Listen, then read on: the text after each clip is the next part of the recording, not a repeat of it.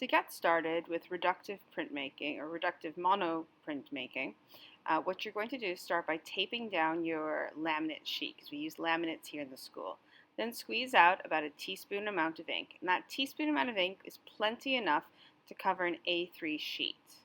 You can see here that I'm using a brayer to roll out the ink, and I want to keep going until I have a nice smooth surface where the ink has been equally distributed across the entire surface and there are very few streaky portions.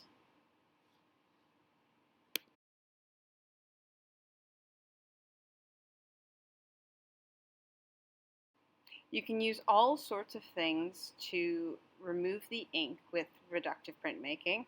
I'm going to be starting with just some paper towel.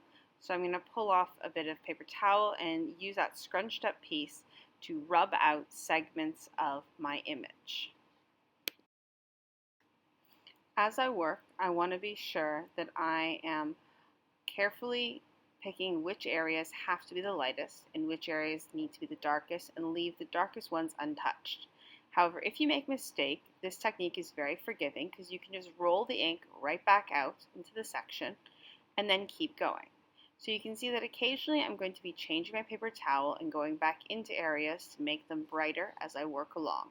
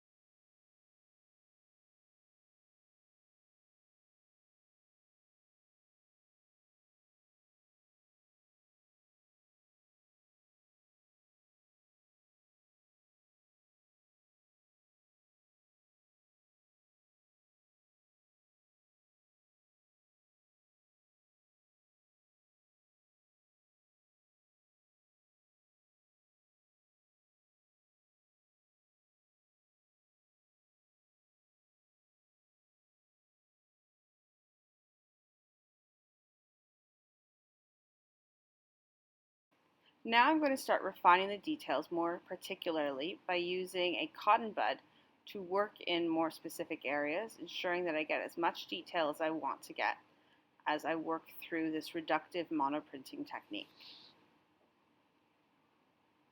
This is a little bit like drawing, but you have to remember that instead of drawing in the dark areas, you are removing the light areas. So it's better to think about this as though you are erasing.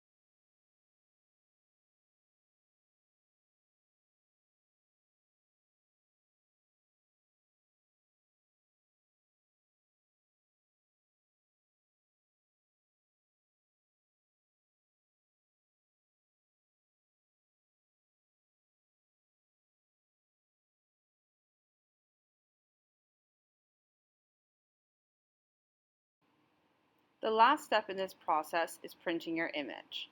Place your paper carefully down on top of your inked plate. Use your hands to smooth it over, making sure that you don't shift anything. Once it's firmly in place, you can take a brayer and begin to roll over the area.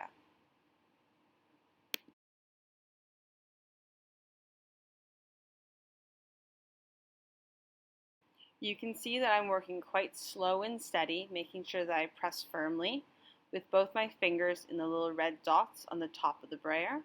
And as I pull my piece back, I can see how well the ink has transferred. This is allowing me to go back and press again with more pressure to ensure that it is a nice even coating. One of the downfalls of using a water-based ink that we use here in the school is that it dries quite fast and doesn't stay sticky for longer, which means you do have to do these monoprinting techniques quite quick with the current materials in the school.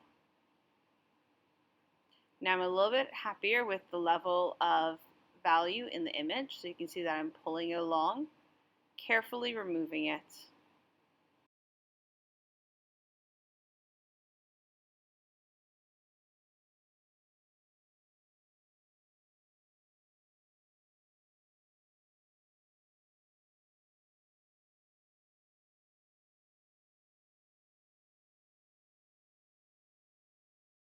One of the very nice things that you can do with printmaking is that you can pull as many prints as you like. So I could have gone back onto this and applied more ink and done it over and over again, refining my image. However, here what I'm doing is doing a ghost print. So this is where I've taken a piece of paper and have put it right down on top of the previous printing. I haven't added any more ink to it. I haven't done any more drawing on it, just whatever leftover ink is there.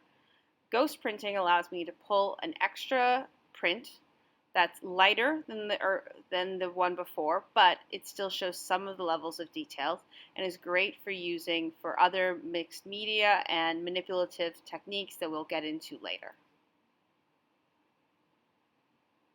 Just like before, it's important that you press firmly, but particularly now as there's so little ink left on the plate.